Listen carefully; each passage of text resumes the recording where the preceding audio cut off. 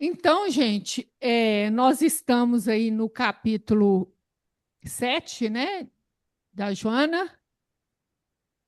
Agora danou.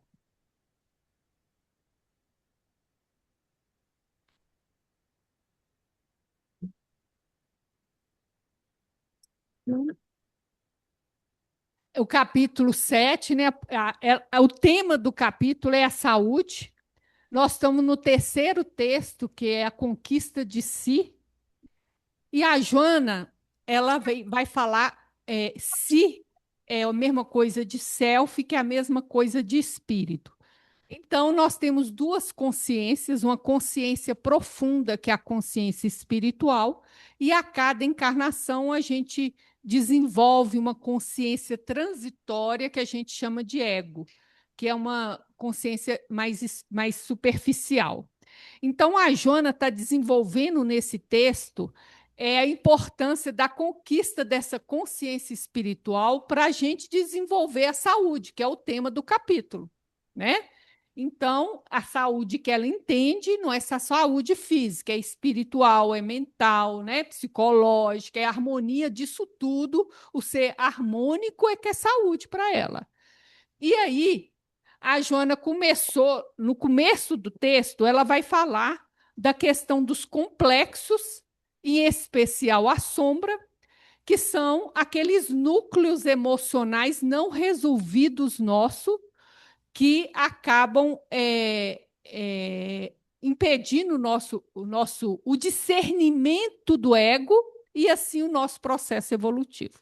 Então, sombra são coisas dentro de mim que eu não quero ver, por isso chama sombra, e eles são núcleos emocionais de ressentimento, de mágoa, de inveja, de ciúme, de crimes que eu cometi, né? Tudo isso são núcleos que dentro da minha psique que estão lá escondidos porque eu não quero ver. E a proposta é você entrar em contato com isso para diluir isso e resolver isso, né? Uai, eu voltei para trás? E a segunda coisa que ela tratou semana passada são os hábitos que impedem a nossa evolução. E aí a gente fez uma abordagem mais superficial, falando dos hábitos da nossa vida exterior, o hábito de cuidar do corpo, de fazer uma caminhada, uma meditação, ter horário, né? E a gente trouxe aqui um autor que deu dicas para nós como desenvolver os nossos hábitos. Ah, Mas tá passando e, slide? bom, nós estamos paradas na conquista de si. Mas você tá na capa dele? Não, eu estou num slide que está escrito a conquista de si. Tem outro quadradinho escrito complexo e sombra e outro escrito hábitos. Ah, não tô vendo esse não. Então sou só eu, vou sair e entrar de novo. Eu vou interromper o compartilhamento e vou tentar de novo. Mas eu acho que era só eu, Vânia. Vamos tentar para ver, né? Eu, Porque vão ter eu estou certeza. Eu acho enxergando que é só bem. ela, porque Eu estou aqui eu também enxergando, Vânia. Eu também estou vendo. Então, beleza. Eu também Então, estou vendo. hoje nós Também, vamos eu falar também. dos verdadeiros hábitos que impedem a nossa evolução, que são o quê? Hábitos mentais. Padrões mentais. Esses são que amarram o nosso desenvolvimento. O hábito, né, de, por exemplo, meditar facilita meu processo evolutivo e facilita eu diluir essa sombra, esses núcleos emocionais, de acessar o divino. Mas esses aqui foi alguns que eu consegui pensar e quem pensar em mais algum pode colaborar, tá? Então,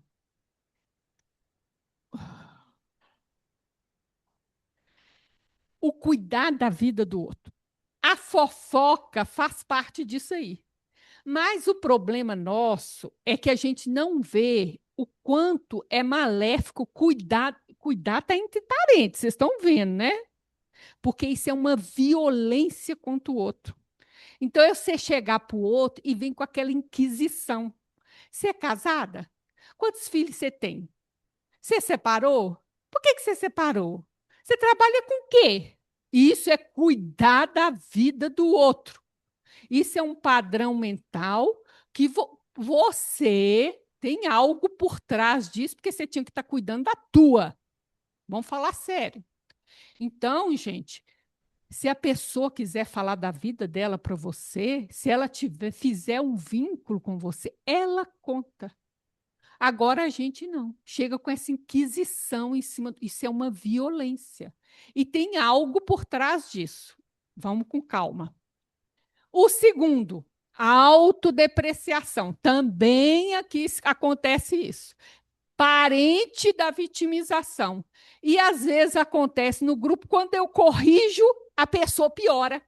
Aí ela reage e piora o negócio. Fica mais depreciativa. Eu falo assim, se eu corrigir de novo, ela vai afundar mais ainda. Se eu corrigir, ela vai... Parece que o negócio só vai barreira abaixo. Nós vamos entender isso. Tudo isso a gente não tem consciência, gente. Para mudar, a primeira coisa, eu preciso perceber que eu faço isso e que isso não é bom. Tá? Não é bom. Vitimização, nós já conversamos tanto sobre isso, né? Eu sou a coitadinha, nada dá certo, eu sou a pobrezinha, sou a excluída, né? Não preciso falar. Nós já falamos tanto disso aqui, né? Provocar discórdia. Aí eu citei o exemplo daquelas pessoas que vão na internet provocar discórdia para ganhar dinheiro. Porque na internet o que dá dinheiro é o engajamento, não precisa das pessoas falar bem de você, não. É falar.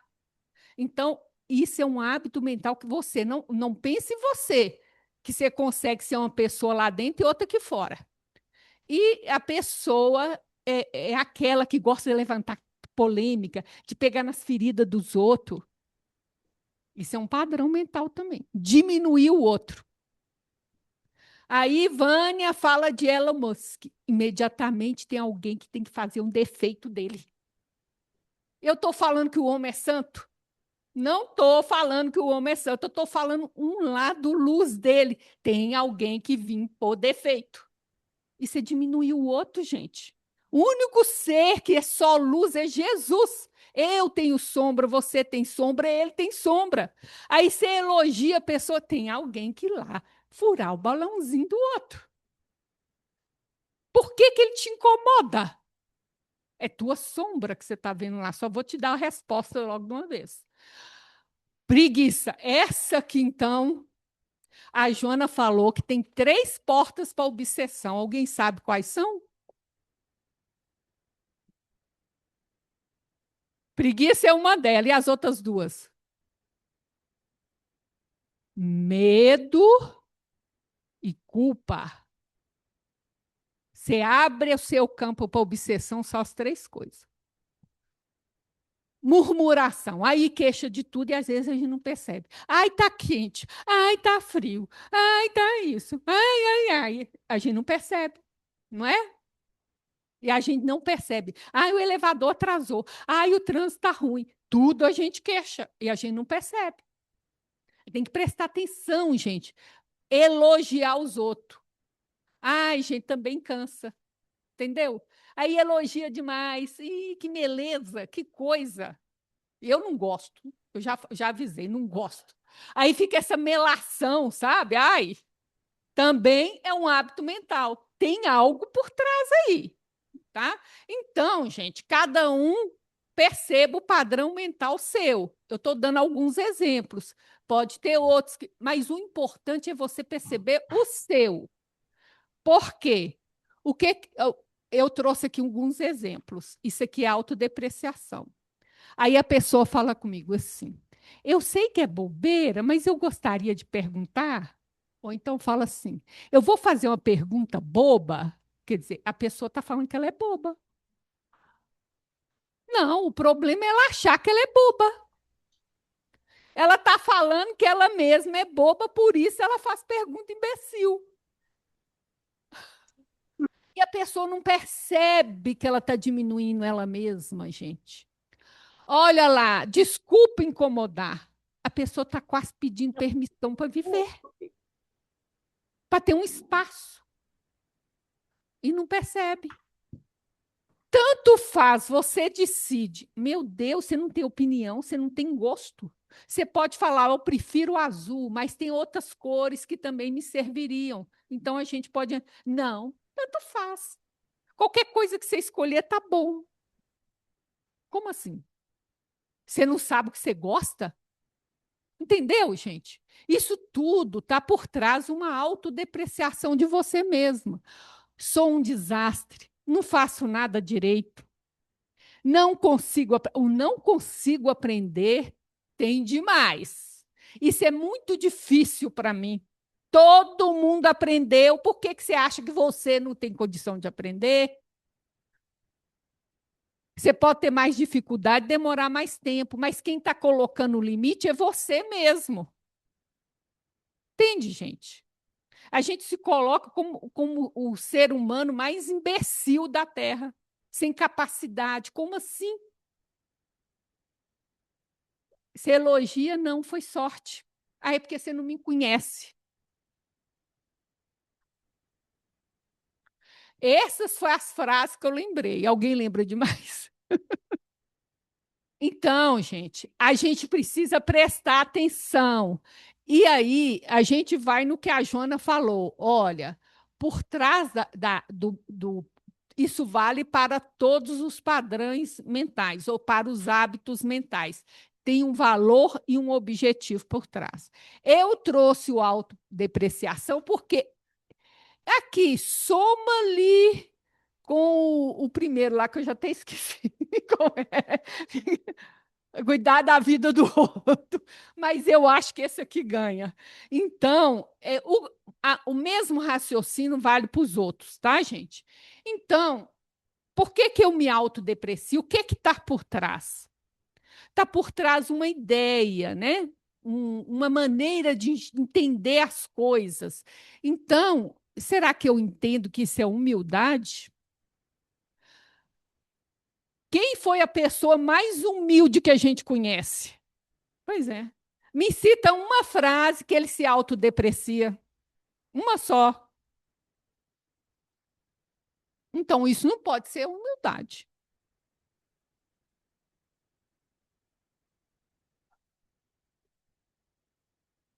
Será que a vida é uma ponta ou a outra ponta? O que vocês acham? Não tem um caminho da jogadinha do meio, não? Eu não estou falando para você sair de uma ponta e correr para outra ponta, não.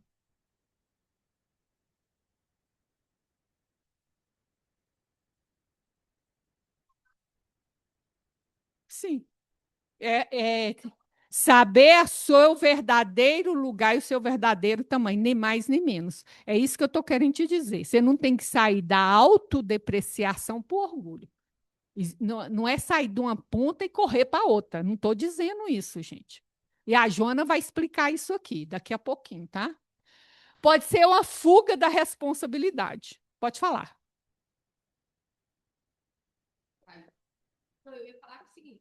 Você pode falar assim, eu não consigo aprender isso, mas não sempre eu não consigo aprender nunca isso. Ou você Não é? fala assim, eu estou tendo dificuldade de aprender isso, eu Exatamente. preciso de ajuda.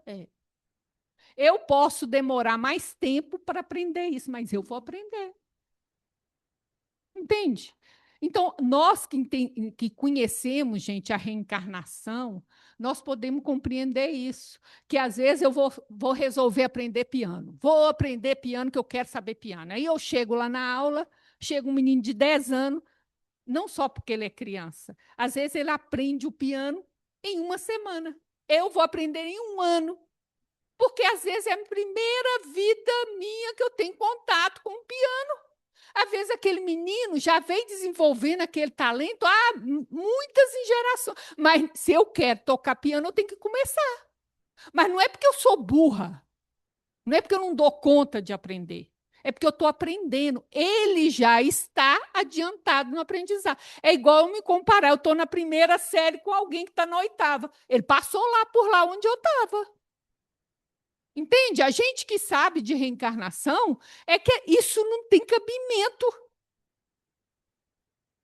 Não tem mesmo. E é por isso que a gente sabe, eu estou velha para aprender. Também a gente escuta isso.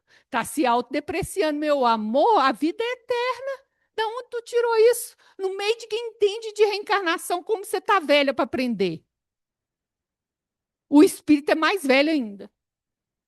E Deus ainda é mais velho que eu sei. Aí, gente, pode ser também uma fuga da responsabilidade. Porque no que eu me autodeprecio, eu não preciso ter o suor para aprender as coisas. Eu não preciso, às vezes, me colocar para fazer uma pergunta. Eu já me humilho eu mesma, né? Provocar compaixão. Por quê? Porque eu não me acho merecedor de atenção. Aí eu já chego para provocando a compaixão do outro, a dó do outro. Ou pode ser uma baixa autoestima, ou pode ser tudo isso junto. É isso que Joana fala. A gente perceber um padrão meu, o que está por trás disso. Eu tenho que vir por trás disso para me mudar o meu olhar a respeito dessa coisa que está por trás do padrão, senão eu não mudo esse hábito. Por isso que você vê que o hábito mental ele é mais difícil de mudar, porque envolve uma mudança do meu olhar sobre mim e sobre a vida. Então, é uma mudança profunda, mas é importante fazer isso. Todos os hábitos, esses hábitos, esses padrões mentais têm que ir por trás. Agora, esse aí tem uma outra coisa mais atrás ainda. Alguém consegue saber o que é? Alguém chuta? Culpa inconsciente. Aí é como se você estivesse chicoteando. Entendeu? Resolve? Não, porque você está fugindo da responsabilidade, que transforma. Aí fica se punindo, diminuindo. Alguém quer falar alguma coisa sobre esse exemplo? E vocês entenderam o que é hábito que impede a nossa evolução? Todos Ô, temos, gente. Vânia, Não é adquirido Vânia, nessa. Vixe Maria, cadê o. Vânia, Oi, eu posso perguntar para você uma coisa? pode. Estou tentando. Olha, dentro desse assunto, me veio uma coisa que a gente falou isso há muito tempo, no início do livro. Será que caberia também, é, dentro da explicação sua agora atual, que é a mentalidade de escassez? Porque a mentalidade de escassez, ela vem do medo, né? É quem está falando, hein, que eu não estou com. É Lourdinha, Vânia, eu tô rouca. Ah, sim, só um minutinho, Lourdes, eu estou sobrevivendo aqui, peraí.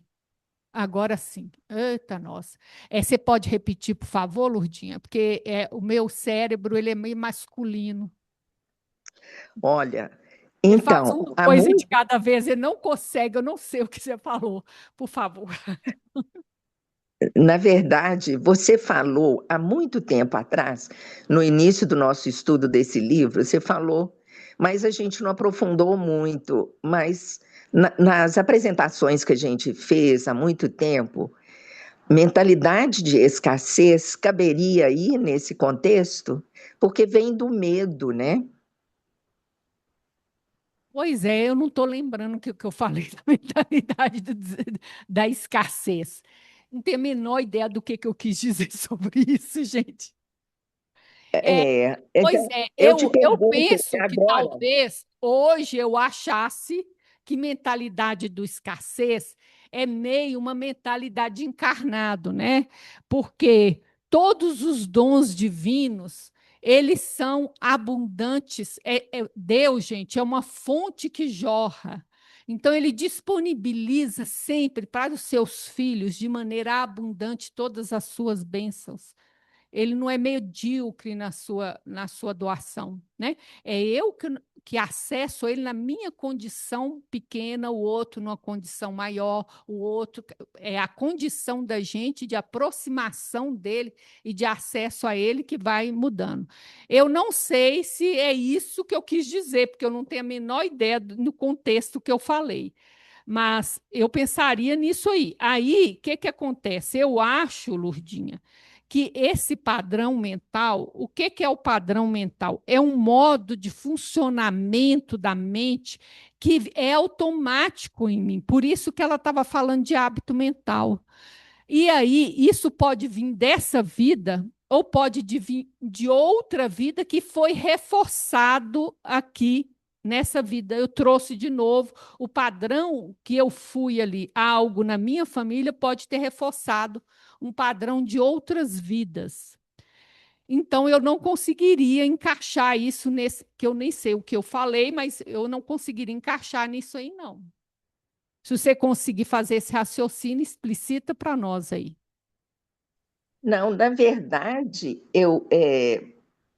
quando você falou da culpa, do medo, é que me fez lembrar, Sim, dentro mas do o medo contexto, não está entrando aqui, não, tá? Eu aproveitei a preguiça para falar ah, que Joana falou. Nós já vimos esse texto aqui, que a preguiça, o medo e a culpa são portas mentais abertas para a obsessão. Não tem nada a ver sim, com hábito mental, tá? Eu fiz um gancho. tá. Então, então vamos continuar, que se eu achar o que a gente falou, aí eu posso depois até falar com você no assunto atual. Isso, tá, joia.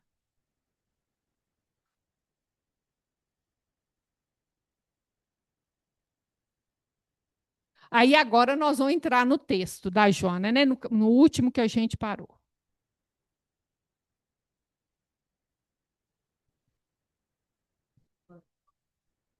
É página 178, viu, meninas? Quando descobre o significado existencial e ainda não dispõe da maturidade emocional indispensável, pretende a transformação interior a golpes de exigências descabidas e de sacrifícios que se impõem, sem dar-se conta de que a violência não faz parte da programação orgânica para uma existência feliz. Então vamos dar uma pausa aqui e vão ler lá no vídeo o que que Joana chama de significado existencial. Vida, Desafios e Soluções. Capítulo 2. Esse significado existencial somente é descoberto quando atinge um grau de elevada percepção da realidade, que transcende o limite da forma física, transitória e experimental, que, todavia, pode e deve ser cultivada com alegria e saúde integral. Então, gente, aqui, ó, a forma física, a gente tem que viver nossa vida com alegria e com saúde. Beleza. Essa forma física transitória experimental quer dizer o quê? Nossa vida que tem que ser vivida com alegria e com saúde. Beleza. Mas o que que ela chama de significado existencial? Alguém consegue entender aí? Que realidade? Da forma. Ela falou qual é a realidade. Qual que é a realidade? Que realidade? Para mim, isso aqui é bem real. Que transcende, olá, o limite da forma física. Então, eu tenho que perceber. É uma experiência de percepção além da forma física. Ou seja, é uma experiência com o transcendente. É quando eu percebo, eu tenho uma experiência espiritual que faz com que eu perceba que eu sou algo mais do que a carne. Isso, isso é significado existencial. Então, não é um conceito, uma palavra, uma frase que eu posso te dar, é uma experiência. Então, o ego, ao ter essa experiência que existe algo maior que ele consegue viver o que significa significado existencial. Entendeu, gente? Então, a experiência do ego com algo maior, ele tem uma experiência de perceber que não é só ele. Na nosso jeito que nós estamos aqui, o ego acha que é só ele que existe. A maioria não consegue nem acatar que existe um inconsciente. Agora, com essa experiência, ele vê que a vida é mais do que ele. E aí que a gente entra no texto, que aí a pessoa surta. O que ela faz? Tem 30 mil anos que eu estou aqui na Terra pisando na bola, agora eu entendi. Aí ela quer evoluir em 80 anos o que ela não evoluiu em 30 mil. Olha lá. Sim, a meditação, sim. Porque é a hora que o ego abaixa e você abre as portas para viver essa experiência. Então, olha lá, gente, não tem maturidade, aí pretende a transformação em golpes de exigência descabidas e sacrifício que se impõem. Aí o ego surta. É isso que ela está falando. Aí ele começa querendo criar asa em 80 anos. Entendeu, gente? Deu para entender isso? Aí, olha bem, ele descobre que, ixi, Maria, então a vida não é só essa, tem coisa melhor que isso. E agora eu quero mesmo. Só que o problema, ó, que ela fala, falta maturidade, porque começa exigência, sacrifício que nos justifica uma violência que a gente faz com a gente. Aí começa uma cobrança, uma ansiedade, entendeu, gente? Você acha que essas penitências estão dentro desse contexto, Vânia? A Joana mesmo vai falar, quer ver? Em face da desorientação religiosa do passado e que, infelizmente, ainda vige em muitos setores da sociedade, impõe-se a fuga do mundo, buscando o isolamento, que constitui tremendo adversário do bem-estar humano. Desde quando gregário necessita da convivência, do relacionamento com seu próximo, que resulta em profundas frustrações interiores que levam a desastres psicológicos ou ao abandono da opção. Ela vai citar o exemplo que você deu também, tá? Primeira coisa, gente, o Espiritismo tem quantos anos?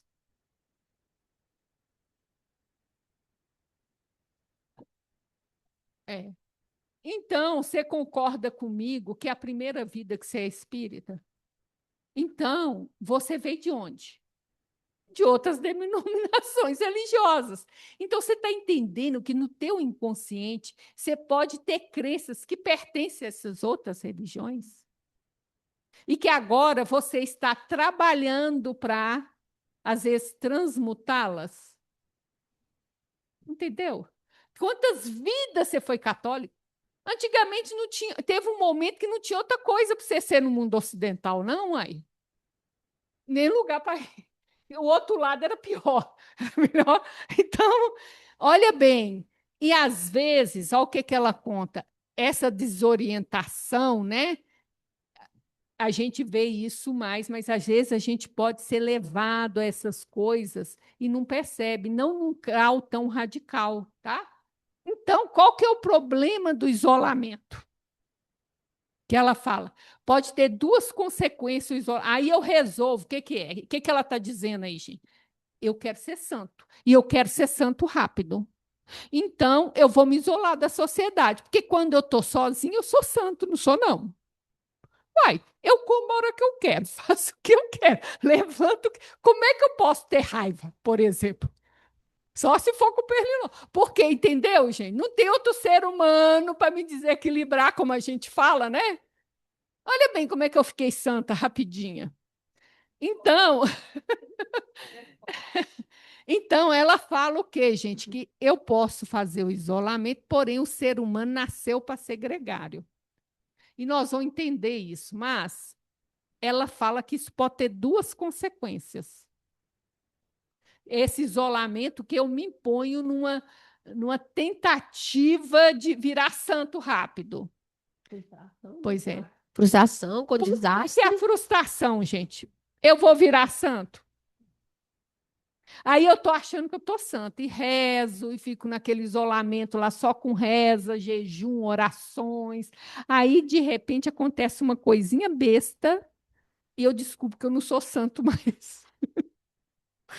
Pode ser uma contrariedade pequena, pode ser até um rato que parece lá. Quando você vê, você está na sua fúria assassina e descobre que você não é santo. Entendeu? Aí acontece. Você frustra e aí abandona a opção. Aí você é radical, entendeu? Você estava só no caminho errado, o objetivo estava certo. Você só estava fazendo a maneira errada, aí você abandona. A gente é radical, é como se diz, é uma ponta ou é a outra ponta.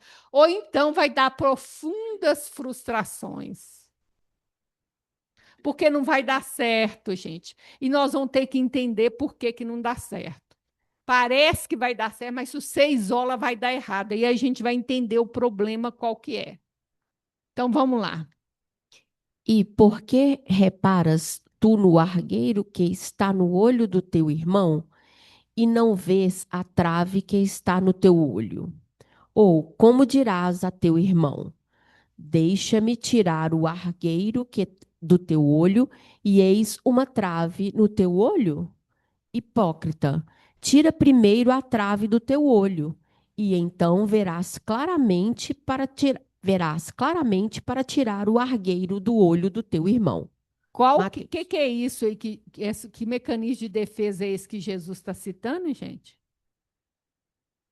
Projeção. Então, eu tenho uma trave e fico incomodada com o argueiro, o cisquinho, lá no olho do outro. Não é que o outro não tem, mas o outro é um cisquinho. Se eu estar me incomodando, eu tenho uma trave. Aí eu quero mudar o outro. Enche. Mas o que Jesus está falando? Mudo você. Em vez de ficar incomodado e tentando mudar o outro. Depois que você mudar você, você pode ajudar o outro. Entende? E aí, a gente vai ver que o outro é nosso espelho. Por isso, eu preciso conviver com o outro. O outro é meu espelho. E aí, nós vamos ver a lei do espelho. Então, lê a primeira para nós aí, Núbia. Lei do espelho. Primeira, tudo que me incomoda, irrita ou quero mudar dentro do outro está dentro de mim. Como é que é a lei do Marcelo? Incomodou, doeu, doeu, pega leva que é para teu. casa que é seu. Bateu, doeu, É leva isso. que é seu. Exatamente. Então, o que ele está falando? Tudo que me incomoda ou irrita, ou eu quero mudar no outro, está dentro de mim. Incomoda, irrita, ou eu quero mudar no outro. É seu, é projeção. Você está enxergando no outro o que a sombra que está dentro de você. Aquele conteúdo que você não quer ver em você. Por isso que a gente chama de sombra. Eu não enxergo em mim. Deus coloca um espelho na minha vida que vai me irritar, que eu vou querer mudar para ver se eu consigo enxergar que isso aí é eu ser. Entendeu, gente? A primeira lei está tranquila? Segunda, tudo o que o outro me critica ou julga, se me incomoda, está reprimindo em mim e é necessário trabalhar nele. Então vão entender. Se o outro me julga, me critica, então quando eu falo do outro, eu estou falando de quem? De mim. Então ele precisa trabalhar nele. Porém, eu me senti incomodada com o que ele falou. Então eu tenho. Ele tocou na minha ferida. Veja bem, gente. Chega uma pessoa aqui e vira para mim e fala assim: você é um ET. Eu sei que eu sou. Todos nós somos, segundo Kardec. Então, por que eu haveria de me irritar com isso? Ou então ele chega para mim e fala uma coisa que eu não acho que eu sou burra. Não vai me incomodar. Por quê? Porque eu não acho que eu sou. Mas tem determinadas coisas que ele vai falar para mim que vai me incomodar. Se incomodou, é porque eu tenho. Ele falou a verdade. E quanto mais irritada eu fiquei com o que ele falou, indignada, mais é certeza que aquilo ali ele falou a verdade. Mexeu na ferida. Quanto mais você não gostou, ele falou a verdade. Está reprimido, ou seja, está no meu inconsciente. Então, me incomodou, é verdade. Mas não tira dele o fato que se ele criticou e julgou, ele também tem. Mas Verdade. ele é o problema dele, ou seu é o problema do seu. Uhum. Não é? É, isso Vamos para a aí. terceira lei. Terceiro, tudo que eu gosto no outro, ou que eu amo nele, também está dentro de mim. Viu? Hum, Não é? Porque na nossa sombra não tem só coisa feia, gente. Tem coisa boa também que às vezes eu não é. tenho oportunidade, eu não quero batalhar para mostrar. Então, o que eu admiro no outro, eu tenho dentro de mim. Às vezes falta eu trabalhar isso para expressar isso.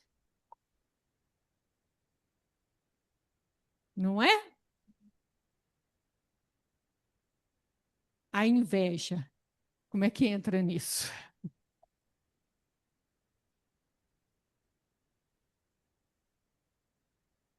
Isso aí dá para ela repetir para aí, porque eu não precisar repetir. A inveja, na verdade, falta eu trabalhar o que eu invejo no outro para mim também conquistar. É isso. Eu não quero ter o trabalho de desenvolver o potencial que eu tenho, mas prefiro destruir o outro para não ver o que o outro tem. O problema da inveja é querer destruir o outro. E o Ui, interessante, gente, eu só invejo o que eu tenho capacidade para conseguir. Eu não consigo invejar Gisele Bündchen. Ela é distante de mim, entendeu? Eu só invejo o que está debaixo do meu olho, o que está próximo, o que eu consigo alcançar.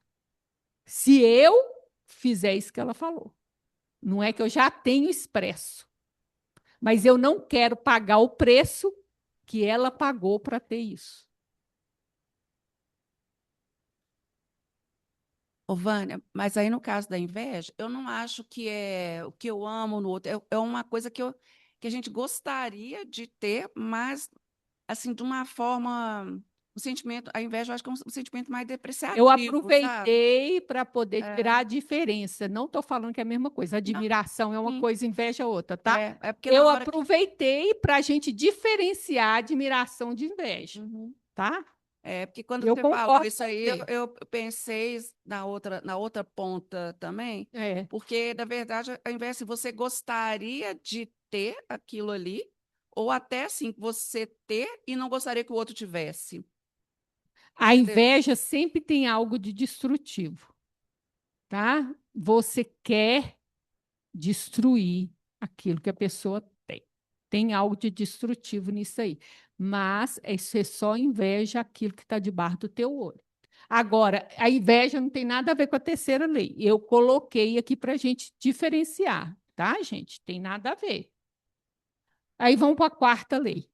Quarta, tudo que o outro me critica, julga ou quer mudar em mim, sem que me afete, pertence a ele. Isso. Então, se ele criticou, igual eu te falei, julgou, não me incomodou, é só dele. Ele está falando só dele, entendeu? Não é nada meu. É diferente desse aqui que eu me incomodo. Aqui, ó, me incomodo. Ele critica, ele julga, ele já tem. Se me incomoda, eu tenho. Se não me incomoda, eu não tenho. Então, uma é de nós dois, o outro é só dele. Ok, gente? Se tudo não, que garra tem que trabalhar, né? é, Garrou exatamente. tem que trabalhar. É. Se me incomodou, é verdade. E tem hora que a gente fica indignado e teve ousadia de me falar isso. É tudo verdade. Quanto mais você fica indignada, não consigo nem dormir, é tudo verdade. Outras vezes, entregando-se ao transtorno masoquista, Aí, ó, entra o que você falou. propõe-se sofrimentos injustificáveis, que mais ampliam o desconforto emocional e o desequilíbrio psicofísico. A existência humana deve ser vivenciada dentro de uma pauta de deveres morais e espirituais, ademais dos sociais, familiares, para com o corpo, estabelecidos por cada indivíduo, a fim de que a carga imposta não lhe seja superior às forças interiores, assim evitando os desastres nos insucessos. Olha o que Joana fala. Gente, você já tem um monte de problema para vocês resolver. Problema, de problema. Olha bem, minha filha, você tem dever social, familiar com o seu corpo. Olha só, e tu vai inventar mais problema para sofrer mais com tudo isso que você já tem aqui. Aí o que acontece? O insucesso tu não dá conta. Mas não dá conta não é por causa do que Deus pôs na tua vida, não. É o pedaço que você acrescentou. Isso aí. Entendeu? É isso que ela fala, ó, mais sofrimento injustificável. Olha só, que amplia. Você já tinha o desconforto emocional e o desequilíbrio, e vai ampliar. Por quê? Porque você que exagera. Gente, basta ir lá no Kardec. Kardec fala: o que é de outra vida é a menor parte dos seus problemas, a maior parte é a gente que cria. Porque eu falei o que não devia, não é? Porque eu reagi do jeito. Será que se eu tivesse reagido de outra maneira, o problema não ficava menor? Então, tudo isso, às vezes, a gente amplia o conflito, amplia o problema pela maneira nossa de ver e reagir. É o que ela está falando, aí sofre mais do que precisa. E os conflitos que a gente cria, as picuinhas, né? Ele está sofrendo. Está entendendo o que ela está falando? Não soma mais, não, minha filha. Você já vai ter problema aqui, ó. Aqui já vai dar os seus deveres morais, espirituais, que você já estabeleceu, que você não tem jeito de fugir, já vai te dar serviço. Para que procurar mais coisa? Entendeu isso aí, gente? E como é que eu vou saber que eu estou ampliando? O comportamento dentro das diretrizes convencionalmente denominadas como normalidade constitui-se caminho de segurança para o avanço contínuo na direção da meta estabelecida. O que Joana está querendo falar, gente? Eu tenho que olhar o quê? O comportamento é seguir as leis divinas, não é? O comportamento. Então, olha bem, ela diz que tem uma normalidade, uma média. Então, tudo que ultrapassa essa média, olha lá, dentro das diretrizes denominada normalidade. Esse é o caminho seguro. Então, gente, eu sou boazinha demais. Entendeu? Sou solista demais. Tudo que é demais. Entendeu? Tudo em mim que está demais é problema que eu estou arranjando. Mostra que eu tenho algum problema, é desequilíbrio. Eu saí da normalidade. Como é que é? Então é o caminho do meio. O que você falou, Vanessa? É o caminho do meio, então. É o caminho do equilíbrio. Mas existe uma normalidade, aquela pessoa que sai, é demais, tudo que é demais, gente. Aí você fala comigo, é errado ficar sozinho? Você precisa. Agora está Vânia, demais. Aí já saiu da normalidade. A mesma coisa, a pessoa que é social demais, ela está evitando de ficar sozinha. Entendeu o que é equilíbrio? Então, você tem que ter Vânia, momentos. Só um minutinho, só um minutinho. tá. Então, o que acontece? A pessoa tem que ter um equilíbrio.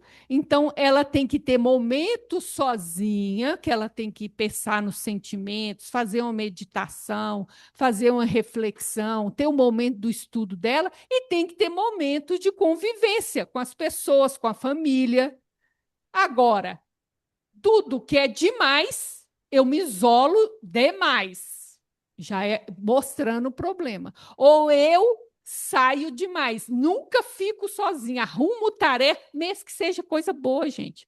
Eu posso estar fazendo tarefa espírita, mas é demais para evitar de eu ficar sozinha. Aí você está entendendo que eu saí da normalidade? Então, tudo que é demais. Pode falar. Quem é que ia falar? Vânia Alcione.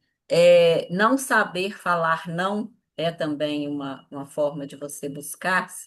Com certeza, isso é um hábito mental. Outro que eu não pus lá. É o só falar assim. Mas por que que eu não posso falar não? Não é? Então tem um padrão por trás aí. O que que vai acontecer se você falar não? E por que que você sente tanta necessidade de falar sim para o outro? De estar tão disponível, sem respeitar você mesmo, seus limites e o seu querer.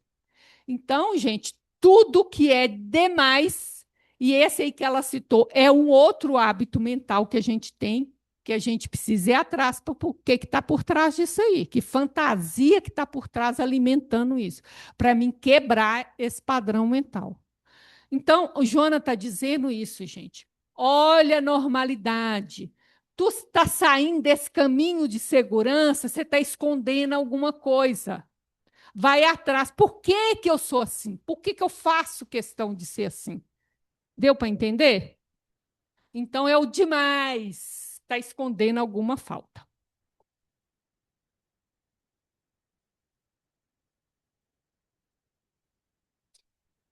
Ao invés de imposições de fora para dentro, da aparência dentro dos padrões estabelecidos pelo grupo social, a lúcida interpretação das próprias necessidades e a condução tranquila, quão equilibrada de cada função ou ocorrência vivencial, a fim de conseguir o estado saudável e progressista na marcha da iluminação. Olha o exemplo que a Alcione trouxe para nós. Olha bem. Se eu sigo essa imposição de fora, eu vou estar sempre disponível e falando sim, mas eu não escuto a minha necessidade, os meus limites. Então, eu sou uma violência comigo. Que às vezes você fala sim querendo dizer não. Exato. Entendeu? Olha, equilibrada da ocorrência, função e ocorrência vivencial, a fim de conseguir esse estado saudável. Então, eu preciso interpretar as minhas necessidades. Eu preciso saber o limite que eu dou conta. Eu preciso me conhecer. Isso me machuca. Isso eu não dou conta. Agora não dá. Entende, gente? Eu preciso estar em contato comigo mesmo. E aí, o que que acontece? Se a imposição vem de fora, ó, o lá de dentro, você vai ultrapassar limites. Tá certo? Vai ultrapassar limite seu. Então, olha bem, dentro desses padrões do grupo social, então o que que ela está falando, gente? Tem que ter uma condução equilibrada. Então, isso envolve um se escutar, um se perceber. O que que a vida está exigindo de mim e o que que eu estou sentindo aqui dentro, né? Quais são as minhas necessidades que eu estou precisando atender? O que que eu estou dando conta, que eu não estou dando conta? Se eu fico só na demanda externa, eu vou me machucar, porque eu não estou me escutando. Então, é o que que ela fala, né, gente? É a gente substituir, ó, ao invés da imposição de fora, você corresponder esses padrões que o grupo social manda para ser uma boa filha, para ser uma boa mulher, para ser uma boa esposa, para ser uma boa mãe. Tudo isso é papel. E às vezes eu fico me distanciando da minha própria essência. Eu não estou me escutando. Eu tô encenando, vamos dizer assim. E eu não escuto essa necessidade minha, essa condução tranquila, equilibrada.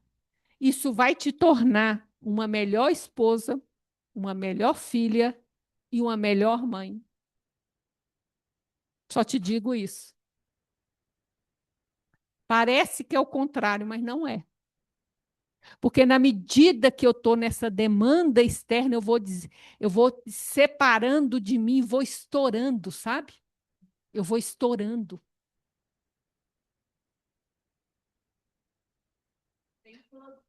É, tem que implodir. Alguém gostaria de comentar alguma coisa, gente? Ô, Vânia, e o perverso trabalha com o não, né? Aquela pessoa que sempre diz o não, mesmo às vezes querendo dizer sim. Você acha que não tem uma perversidade também? É não. É porque Por exemplo, você vai. eu não Sempre o não chamaria estará. perverso, tá? É porque aquele que sempre diz não é uma defesa também. É, tem uma criança ferida aí por trás, e muito ferida. Então, ele está se defendendo, entendeu? Então, o que, que acontece? Ele, é como se ele levantasse o escudo, né? Ele está muito machucado. Então, é não, eu levanto o escudo primeiro. E às vezes não. Eu quero interagir, mas a pessoa está machucada. Por isso que ela fala tanto não.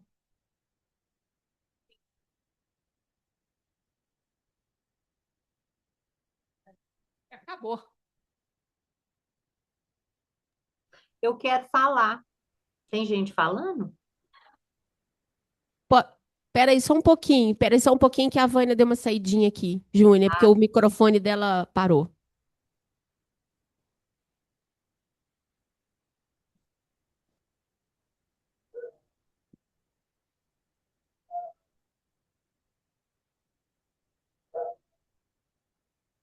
Pode falar, Júnior. Esse também de tentar fazer sempre dizer sim e sempre fazer tudo pelo outro, ser uma boa esposa, ser uma boa amiga, ser uma boa mãe, isso também gera um cansaço, mas um cansaço, né? Por quê? Porque eu estou desconectada de mim, gente. Por isso que eu falei que chega um ponto que você estoura. Porque eu estou respondendo o que o outro quer, o que o outro espera, o que é o papel que a sociedade. Eu estou desconectada de minha essência. Por isso que dá essa exaustão. Uma hora a bola estoura. Por quê? Porque eu estou desconectada de mim. Isso não é verdadeiro, isso é máscara. Você É está indo máscara contra, social. você tá indo contra você mesma, né? Então, exaure, né? Exaure. Exatamente. Então, eu vou ter que conectar comigo para achar a minha própria maneira de viver esses papéis. Eu não tenho que viver esses papéis conforme o mundo fala que eu tenho que viver. Eu vou achar o meu caminho, tá? Então, o que que acontece? Tanto o que fala sim para todo mundo, quanto o que fala não. Mas os dois têm criança ferida aí, tá? Eu não quero contrariar, eu quero ser amada, mas o que fala não, ele está com uma defesa muito grande, né? Para não interagir, porque essa interação já foi bem dolorosa. Por isso eu falo não, e às vezes eu não queria falar não, e depois a pessoa volta atrás, tá?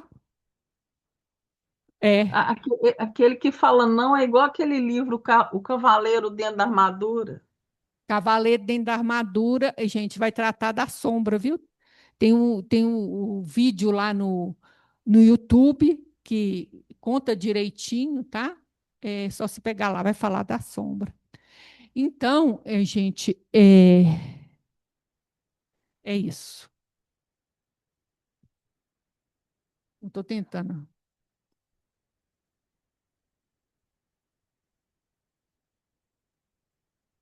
Não, já fechou.